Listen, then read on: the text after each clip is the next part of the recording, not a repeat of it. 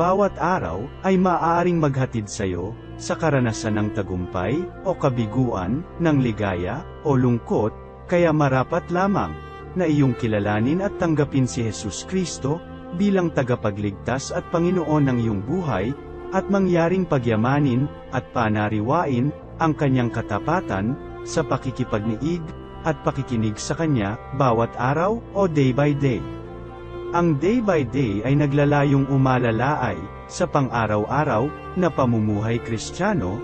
Halina at mapagpala sa mensaheng hatid ng day by day. Narito po si Pastor Ed Lapis sa kanyang mensahe. Amen. Napakainam na maging good-looking at lalo namang maging mainam na mabuti ang kalooban. Ang pamagat po ng pag-aaral natin ngayon, mabuti o mabeauty. At yan po ang katangian siguro ng katabi nyo ngayon. Mabuti na, mabeauty pa. Salamat Panginoon dahil kayo'y Diyos ng kagandahan at Diyos din kayo ng kabutihan at kabaitan. Sa sandali ito, humihingi kami Panginoon ng pagtutuwid, pagtuturo, inspirasyon, empowerment from you and from your word. Teach us so that we may become better persons and lead us, O God, unto a better kind of lifestyle. Sa sandali ito, humihingi kami ng paglilinis. Patawarin niyo po kami sa mga kasalanan namin. Gawin niyo kaming karapat-dapat na lumapit sa inyo, alang-alang sa kabutihan at kalinisan ng iyong anak na si Jesus na siyang nagpapabuti at naglilinis sa amin. Turuan niyo po kami, Panginoon, akayin. Kayo po ang gusto namin maging tagapagsalita ngayon, tagapangaral. We like to hear your voice and your voice alone. So use your servant only as your instrument, but be our speaker. Bless us, teach us. In the name of Jesus, your Son, we pray with thanksgiving. Amen. 1 Peter 3:1-6 from the Contemporary English Version. Uunahin po natin ang verses 1-2. If you are a wife, you must put your husband first. Even if he opposes our message, you will win him over by what you do.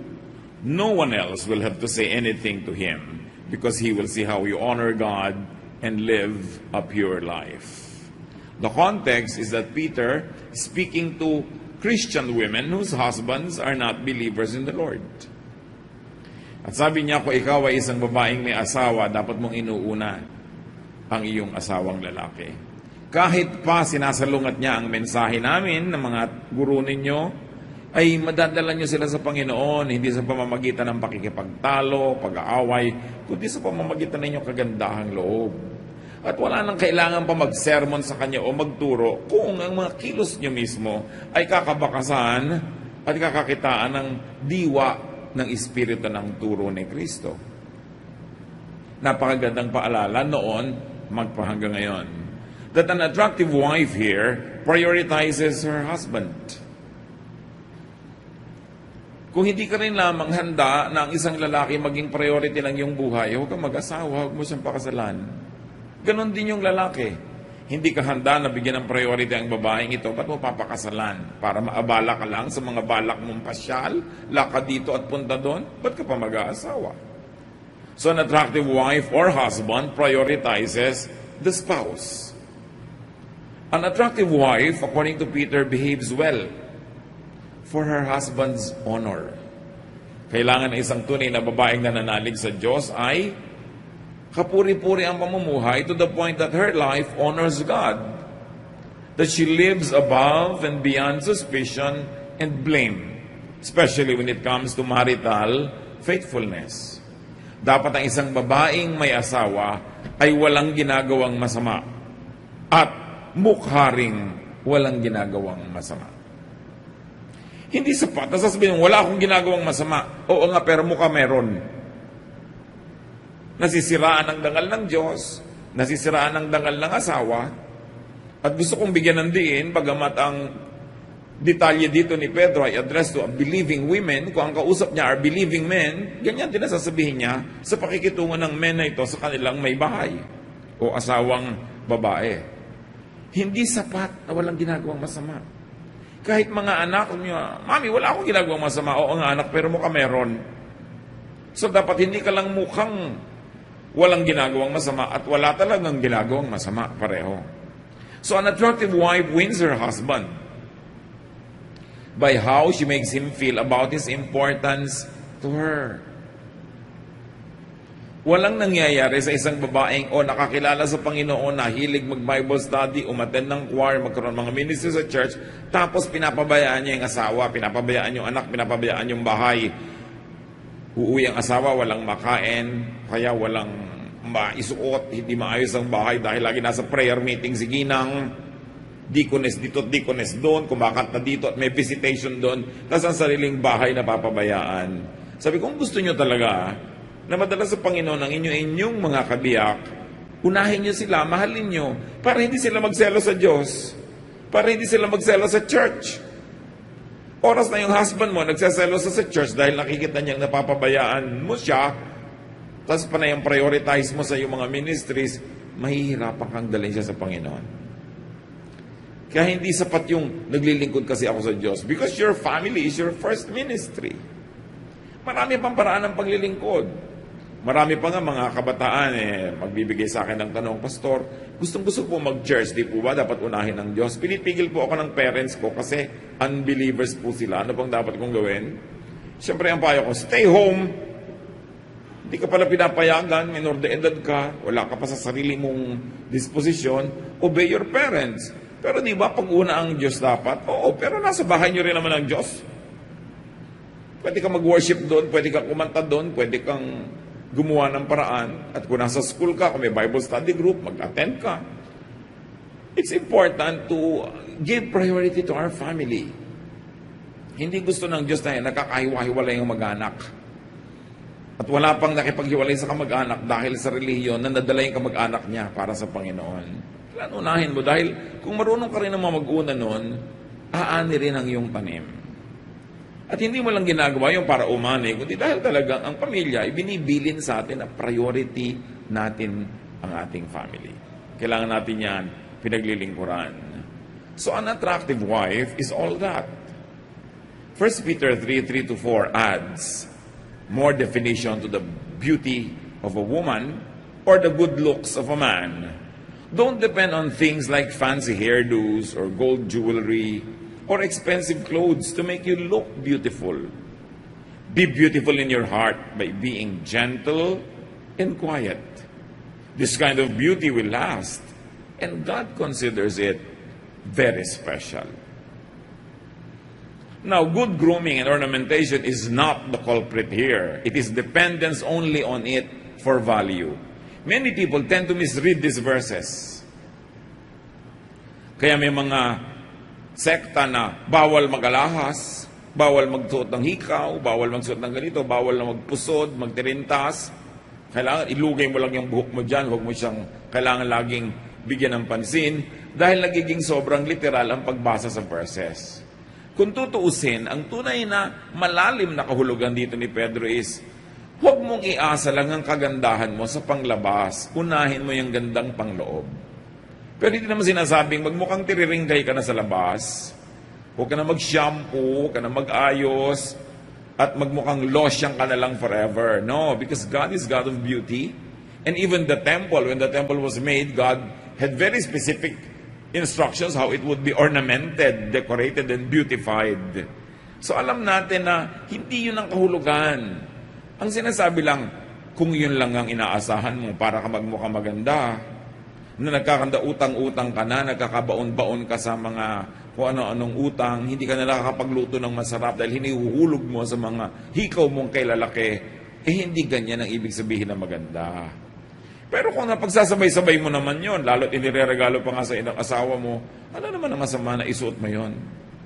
Dahil ang lahat ng magagandang bagay, ang mga hiyas, mga perlas, precious metals, are also created by God.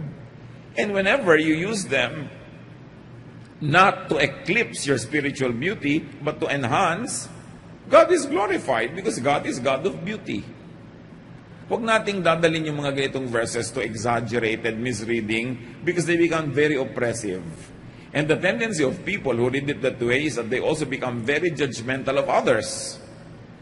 Kaya kung isa kang babae na ang nadinig mo at naituro sa yung interpretasyon ay literal na literal, ang tendency mo, hindi ka lang hindi mag-aalahas, hindi ka lang hindi mag-aayos ang buhok, i-judge mo rin ang lahat ng kapwa mo babaeng nag-aayos. And then it goes against the very nature of Christian teaching of non-judgmentalism. So do not carry this teaching too far. Do not take it too literally, because biblical language could be symbolic or could be exaggerating many times. Tulad ng tinatawag nila, Sea of Galilee. The Sea of Galilee is not a sea, it's a lake. It's a very small lake. But to exaggerate its significance to the people around that lake, they call it sea. Ganon, kailangan na unlock natin yung how to read the Bible. And most of the time you say, well, because it's an Eastern literature, and it was written long ago, the tendency is for the language to employ exaggeration. To be dramatic. Parang sinabi mo, malungkot ba yung pelikula? Bumaha ng luha sa sinehan. Siyempre, hindi naman talaga literally bumaha. Kaya mga sabing mula ng inibig kita at binugo mo ko ay luha ang aking banig. Luha ang aking unan. These are all poetic language. And the Bible was written that way. So huwag natin siyang babasahin at i-apply to very absurd proportions that we become enslaved, trying to follow it to the letter in a very, very oppressive way. Now, going back to what Peter was saying about women, 1 Peter 3:5, long ago, those women who worshiped God and put their hope in Him made themselves beautiful by putting their husbands first. So pag nagtanungan yung mga misis, anong ginagawa mo ngayon? Nagpapaganda. Naglalaba ka, ano? Kasi by putting their husbands first. Anong ginagawa mo? Nag-beautify. So, pinagluluto mo yung husband mo. Kasi daw noon, ang pagpapaganda ng mga babae ay dinadaan nila sa pag-uuna sa pangangailangan ng kanilang asawa. But of course, this prioritizing of husband does not only mean na maging chimay ka, na maging kusinera ka, maging labandera ka. Mas may malalim siya kahulugan. Na inuuna nilang uri ng pagpapaganda ay paglilingkod sa asawa sa pamamagitan ng pagiging tapat. Maging malinis na babae, tapat na babae na hindi nangangalon niya, hindi na chichismis sa kapitbahay, hindi gabing-gabi na wala pa, hindi kung sino-sinong mga kasama. Yun ang sinasabi ring unahin mo ang iyong asawa. Kesa sa hilig mo halimbawang mamasyal, kesa sa hilig mong gumayak-gayak. Lalo kung ang asawa mo halimbawa nasa abroad, kanino ka naman sobrang magpapaganda? Diba? So, mapag-iisipan ka ng kapitbahay mo, labas ka ng labas, ang ganda-ganda mo, tapos wala yung asawa mo. So sabi, unahin mo ang asawa mo, ang ibig sabihin, yung dangal niya, unahin mo kaysa sa hilig mo at katinang yung paa na mamasyal. Lalakad ka, dapat kasama mo lagi mga anak mo para hindi ka napag-iisipan ng masama. At kung hindi anak mo, kailangan hipag mo, kamag-anak ng asawa mong lalaki para wala silang masabi sa'yo. Dahil sila mismo yung kasama mo. Kung ang kasama mo lang, kamag-anak mo, baka sabihin pa nila, kinukonsinti naman kamag-anak nila. Pero in-laws mo kasama mo, biyanan mong kasama mong mamasyal, mag-spa, hindi ka machichismis. This is what it really means to prioritize your husband, to prioritize his honor, his dignity. Lalo ngayon, napakarami pong mga mag-asawang hindi magkasama dahil sa trabaho, mga ginang at mga Mr. Den. Hindi nyo kailangan sobrang magpa-sexy, magpaganda, lalo wala naman yung asawa nyo. Yun ang pagtitiis at yun ang sakripisyo na hinihingi para sa mga banal na babae at ganoon din sa mga banal na lalaki. Kailangan hindi nalalagay sa alanganin ng dangal ng inyong kabiyak. But all being said, Peter was saying that women should not depend on outward decoration for beauty. Hindi sinabing don't decorate. Hindi sinabing don't wear this and don't wear that. Literally, kundi don't depend on it for substance because it can never compensate for a bad character. Kahit busilak sa kaputian ng iyong suot, pero kung marami ang iyong kalooban, baliwala yun.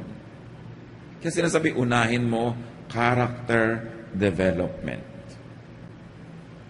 O meron kang limited time para magpaganda ng kutis o magbasa ng Biblia, dapat unahin mo yung pampaganda ng iyong espiritu.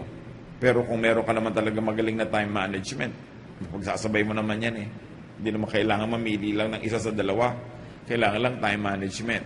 Isipin nyo, lalo yung mga mahilig mag-beauty parlor, ilang oras na nasa beauty parlor ang isang tao, ilang oras ka nagbabasa ng Biblia, ilang oras ka nagko-quiet time, gaano katagal na nag-uubos ng panahon sa pagpapatuwid ng buhok na kulot at sa pagkukulot ng buhok na tuwid, diba?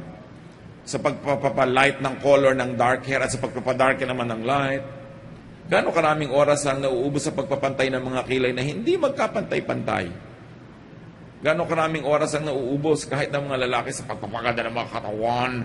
Hindi yun masama. Pero ang point, dapat naman mas marami kong oras inuubos sa pagpapatalino ng utak mo, pagpapadami ng iyong alam, at pagpipigil sa sarili para yung karakter na maganda, matino, maayos, ang siyang mangibabaw. So how much of our time, our talent, our treasure do we invest in things that are purely physical and will not last? You know that beauty does not last. Yung nagkukulay ng buhok, 2 linggo pa lang lumalabas na ulit mga puti doon sa may roots. It really doesn't last. So mahalaga, karakter, sabi, dahil sa tingin daw ng Diyos, yun ang mahalaga. And this requires no financial expense. Yung character development. So don't let what is seen outside define your beauty.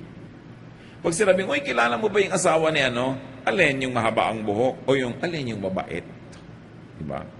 Alin yung ang laki-laki ng hikaw? O yung matulungin? Anong klaseng impression ang ginagawa natin? Kasi hindi lang tao ang nakakakita. Ang pinakamahalaga sa lahat, our audience of one, the Lord, who is pleased when the Lord sees good character at work.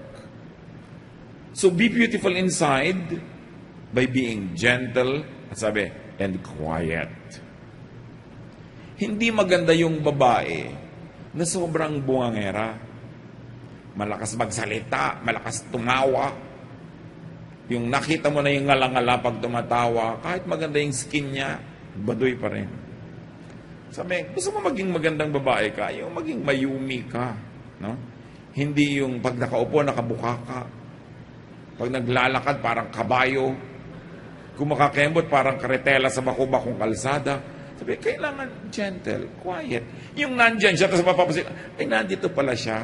Hindi ang ingay-ingay niyang, tadang, eto ako. Binabaligtad kasi yun because of the showbiz orientation of today's culture. Kailangan ipinagsig-sigawan mo maganda ka. Kailangan 5 kulay ng buhok mo at mga kintab-kintab pa para katingnan. Tapos pag tinanong ka, spell no. Sabi mo, ano yun? Hindi mo pa kayang ispellin pala yung no. Pero ang daming kulay ng buhok mo. So mahalag. Hindi masamang may kulay, pero dapat pagka naman kinausap ko, ay, hindi lang pala buhay niya, ang buhok niya ang makulay. Pati katalinuhan niya, maganda. Sabi, don't settle for something that is superficial. Because superficial is only for 3 seconds. What can sustain is character. Nakita nyo yung kagagandang mga artista, bakit sa kabila ng ganda, hinihiwalayan pa rin ang asawa? Kasi hindi matiis ang ugali. O hindi matiis yung laging insecure dahil hindi siya secure enough because sa kagandahan ng asawa mo, ang daming umaaligid at sa pagkilos naman niya, mukhang pagbibigyan niya, talagang mababaliw yung asawa mo sa pag-aalala. Kaya ang nangyayari, nagkakahiwa-hiwalay. Inner beauty, good character is a kind of beauty that lasts and God loves. So kung may beauty project, ang beauty project ko, kailangan tumuwid ang buhok ko, o lumiit ang baywang ko, o matanggal ang mga pekas ko at mga kulugo sa mukha, etc. Dapat meron ka ring inner beauty project. Babawasan ko ang kadaldalan, babawasan ko pagchismis, babawasan ko pag-iisip ng masama, mas magiging mabuti akong asawa at ina o ama, yung inner beauty project. Outer or outward beauty is temporary. It is costly. It's high maintenance. Ang buhok, pag sinunod mo yung arte, hindi na lang sapat ngayon na ginugupit. Kailangan sina-shampoo, kino-conditioner, may leave-on conditioner pa, may highlight pa yan. At ang buhok, pati ngayon, ay nire-relax na rin. Dahil stressed ang buhok. Nagpapaloko kayo sa mga advertising para lahat ng pera nyo mapunta doon, tapos ang ulam nyo, 3 dilis. Hati-hati kayo anak sa dilis, mahal magpa-straight ng buhok ha. Tapos pagpag yung ulo mo, nahihilo ka tuloy. Hindi natin pinagpapapaniwalaan dapat yung mga nakikita nyo na computer-enhanced advertising. Walang ganong buhok sa totoong buhay. But it's really not just about looks, even among men. 1 Samuel 16, 1-7, kala nyo babae lang yun. One day, God said, Samuel, I've rejected Saul and I refuse to let him be king any longer. Stop feeling sad about him. Put some olive oil in a small container and go visit a man named Jesse, who lives in Bethlehem. I've chosen one of his sons to be my king. So sabi nitong si Lord, alam mo, sobra na ang mga kamalian niyang Saul na yan, ha? Tama na ang pagiging king. Pipili na ako ng iba. Sige, maganda ka, at huwag kang mag-inarte dyan, ha? Don't be sad for him. We've given him a lot of chances. Magdala ka ng oil, may ipapa-anoint ako sa iyong bagong magiging hari ng Israel. So when I show you which one of his sons I have chosen, pour the olive oil on his head. Samuel did what the Lord told him and went to Bethlehem. When Jesse and his sons arrived, Samuel noticed Jesse's oldest son, Eliab. He has to be the one that the Lord has chosen, Samuel said to himself. But the Lord told him, Samuel, don't think Eliab is the one just because he's tall and handsome. He isn't the one I've chosen. People judge others by what they look like, but I judge people by what is in their hearts. Nung makita nitong si Samuel, ang pagkagwapo-gwapo at pagkatangkad-tangkad na si Eliab, sa niya, ito na. Hoy, tumigil ka. Nakakita ka lang na matangkad at gwapo, kala mo yun na. No, hindi siya ang napili ko. Ang tao tumitingin sa panglabas na anyo, pero ako hindi. Tumitingin ako sa puso. Now, don't get the verses wrong. Maraming matangkad na, gwapo pa, maganda pa kalooban. Bonus talaga yon. Ganon din, may mga babaeng ganon, magaganda na, mabubuti pang kalooban. Bonus. Pero sabi, kung yun lang ang pagbabasihan mo, mapapahama kayo lahat. Sapagkat maraming kagandahan ay bihirang maging tapat, sinabi ng mga matatanda. So what is our conclusion about these readings? How do they relate to us? When you develop yourself, when you seek a partner, when you choose workers, when you appraise others, do not prioritize, do not capitalize on, and do not be proud of just physical beauty. Interviewer kayo, marami kayong i-interviewin, huwag kayong masilaw sa ganda. Mamimili kayo na magiging papa, mama. Huwag kayong magpasilaw sa ganda. Ang hanapin nyo, character. Kasi yung ganda, isang barog lang nun, pwedeng mawala. Isang pagkakadapa niya sa release ng trend, pwedeng mawala ang kagandahan niya. Ngayon, kung maganda na, pero yung character, nauna na, edi bonus. Pero according to many studies, pag batangkad ka't maganda, malalaki sweldo. Malaki agad ang ino-offer ng interviewer pagka maganda at matangkad, which is wrong. Kasi napakaraming magagaling na tao na hindi ganun ang panggulat nila physically. No? Kaya ang importante, huwag kang pabubulag, lalo decision maker ka. At lalo kayong mga babae, pipili kayo ng asawa, mapapangasawa. Kung may magandang karakter talaga, magandang karakter, pareho, isang gwapo, isang hindi masyadong gwapo, pumili kayo ng, hindi nyo masabi, no? Kasi wala kayo masyadong kaagaw. Ang hirap na nung may asawa kang gusto rin maging asawa ng buong barangay. Lagi ka nakikipag-compete, lagi kang insecure. No? Kasi sabi nila, sa dilim naman daw, pare-pareho na rin yun. Kaya, huwag kang masyadong magpa-impress sa mga may itsura. And do not invest only on physical beauty. Huwag puro doon napunta ang pera. Gaano karami sa inyo namimili ng mga magagandang libro para basahin? Nag-i-invest at umaate ng mga seminar na may bayad. Bakit pag Bible study, pagka seminar, pagka tungkol sa mga kabanalan, gusto libre. Gusto pakain pa ng libre. Pero nagbabayad ng 600 para ituwid ang buhok. Libo-libo pa kaya ang binabayad eh. No? Pero pagka Bible, wala bang libreng Bible? Pagka seminar, wala bang libreng seminar? Pagka youth camp, wala bang libre o discount? Pero willing na willing magbayad, no? Para iurong ang pusod sa baba at maging dimple. Parang, bakit ganun ang mga warp values sa mga tao? Ang mga doktor na mga nasa ER, yung mga talagang agaw buhay, walang ibayad. Kaya tuloy yung mga doktor, walang kitain dahil, syempre, agaw buhay, gagamutin mo na dahil namamatay na to, dumudugo. Pero yung mga doktor na nagpapaganda lang, naglilipat ng nunal dito, gano'n, ang lalaki ng mga kinikita. Kasi ang mga tao willing magbayad ng limpak-limpak sa pagpapaganda, pero hindi sa pagliligtas ng buhay. Do not invest only on that. Huwag lang maging pa-beauty, kundi dapat maging mabuti. Sandali lang ang ganda. Natatandaan nyo nung 1970s, very early 70s, yung pelikula ni Franco Zeffirelli, Romeo and Juliet, si Olivia Hussey. Pagkaganda-gandang babae. Panood yung pelikulang yan, Romeo and Juliet, eto na siya ngayon. Huwag kayong tumingin sa katabi nyo, hindi siya si Olivia Hussey. Si Leonard Whiting, yung Romeo, ganito siya noon. Ngayon, ganon. Hindi naman nila kasalanan. Dahil ito, umandarang edad eh. Gravity work, indeed its part. At lahat ng maganda, magkakaganyan din.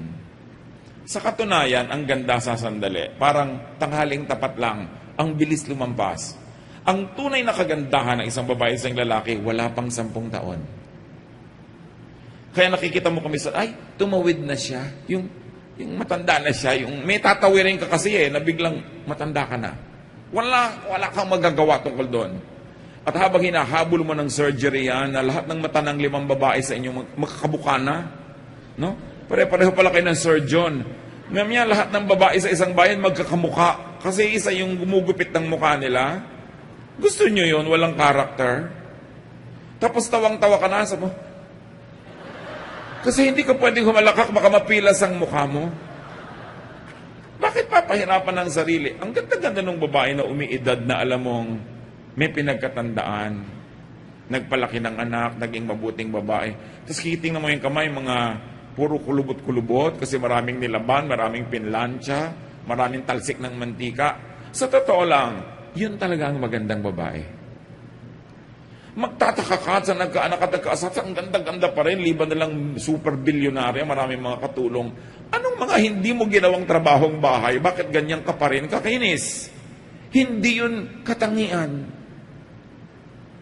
Maaaring isang malaging kapintasan nyo na marami kasi kurong pinabayaan. Liban nila ang galing mo rin mag-maintain. Meron namang gano'n, talagang ang galing na ina, tas ang galing pa rin ang kagandahan niya. Yan ang mga tinatawag nating super bonus. Pero among ordinary mortals like us, talagang pagtatrabaho, paglilingkod, bumubukol, pumepeklat. At yun ang talagang tunay na tropeo ng kagandahan. Meron ako isang kilalang tatay, laglag na laglag ang balikat niya. Yung pala, lagi siyang may dalang mabibigat na toolbox kasi mekaniko. Tapos wala siyang sariling sasakyan, buhat-buhat niya kahit saan. Ang ganda naman ng mga balikat ng tatay na gano'n, yung lumaglag na sa paghahanap buhay para sa mga anak. What is your concept of beauty? A beautiful body is a body that shows how it served well. God, loved ones, country, church. Kaya may mga bayani na may mga halimbawa na tamaan ng bala, may mga peklat, hindi nila ipinapaayos. Kasi yun ang badge of their heroism. Isang patunay na meron sila naging mga paglilingkod. Di ba parang wala ka namang karakter na ang tanda-tanda mo na wala man lang mark yung mukha mo? Kasi bawat mark ng mukha is a story. Is history. So, kailangan appreciate natin yon. Bakit kaya ang pangit ng kamay niya? Ay, hindi pala pangit ang kamay niya. Kasi mukhang kamay na nagtrabaho. Appreciate. Yung mga asawa naman kasi, pagka nahawi-hipon niya na yung mga wife niya, yung mga kamay nila magaspang, ba't bigla na binibitawan? Di ba? Dapat mong lalong masahihin dahil naglalaba pala siya, namamalansya, nagluluto. Alam niyo yung maghiwa-hiwa ka lang at kung ano, sari-sari talaga nangyayari sa kamay mo. It's important. Huwag tayong magpadala sa standard ng sanlibutan. Huwag tayong magpauto sa advertising. Huwag natin gayahin ang mga artista na 70 years old na, mukha pang 30. It's a joke. Yung generic face, magkakamukha, it's a joke. Don't be enslaved by such warped values. Be free. Age gracefully. And the years will show in your face, in your hands, in your body, and those creases and those warts and those scars tell of a wonderful service to humanity. You are a very beautiful person. Be humble, be good, and be substantial. Kung nagkataong maganda ka pa outwardly. Pero huwag mainggit sa maganda. Magtatabla din kayo balang araw. Sa mga balang araw, magiging magkamukha din tayo. It's good to be beautiful, but what is good will soon be more beautiful. Kaya yung mga ibang mag-asawa lalong nagmamahalan kasi nakikita mo yung character. Nakikita mo yung willingness niya na magsakripisyo para sa iyo o sa iyong mga anak. Lalong kakalapit ang loob. Sino yung mga mag-asawa nagkakalayo ang loob? Yung habang lumaandar ang panahon, nakikita mo, unselfish pala nitong na pang-asawa ko. Sobra pa ng makasarili to. Wala na kaming makain, inubo sa bleaching ng tuhod.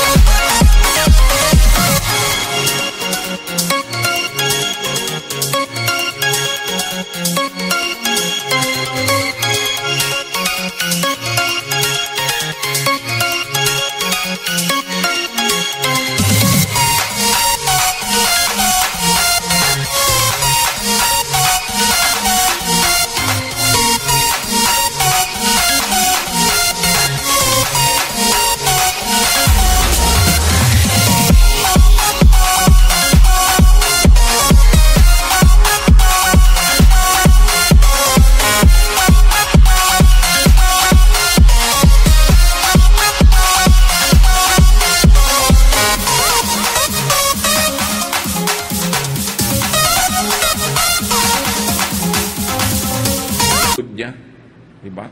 Yung ayaw niyang masira ang korte ng breast niya, ayaw mag-breastfeed. Para kanino ba yung breast mo? Para sa mga kanto boy? Para maganda ang masipulan habang lumalakad ka sa kalsada? Hindi ba para sa mga anak mo at asawa? Kaya naman yung isa kong kakilala, sabi niya, alam mo, ang ganda-ganda ng boobs ko ng dalaga. Ako, tingin mo parang nalaglag ngayon na nilugaw. Paano naman, ilang anak ko na ang naglambitin dyan, kasama pa ang asawa ko.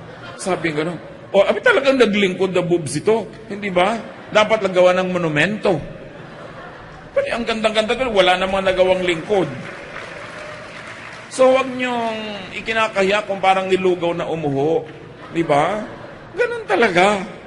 Ang mahalaga talagang naglingkod sa yung buong sambahayan. Pero siyempre, mainam na kung mabuti ka na, mabeauty pa. Kung nakakapag-maintain ka. Pero walang kwenta kung mabeauty lang, pero hindi mabuti.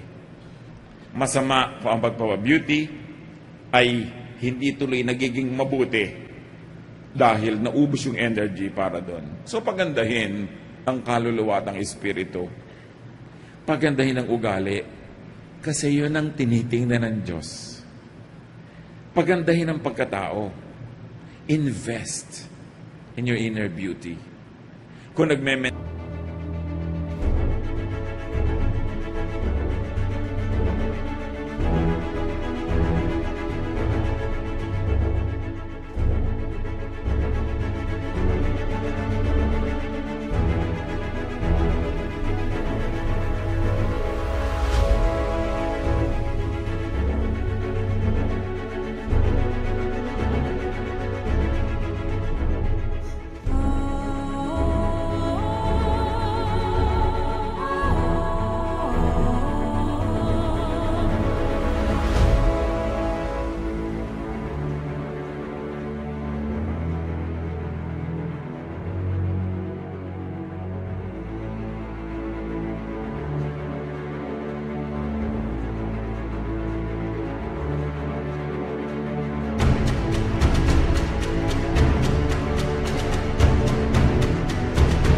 nagme-maintain ka, nag-exfoliate ng balat, ng kuko ng buhok, lalong ine-exfoliate ang spirito.